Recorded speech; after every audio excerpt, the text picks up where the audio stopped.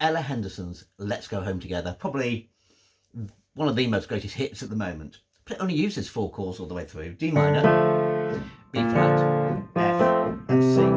The next step is to try and mimic the guitar patterns a little bit.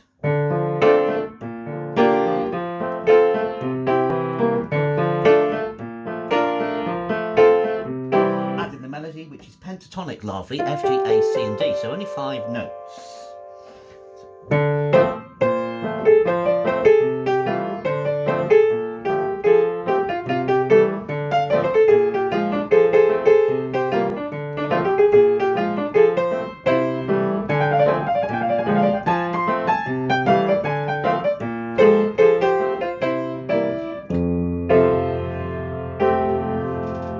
And then create your own cover and add your colour, add your flavour.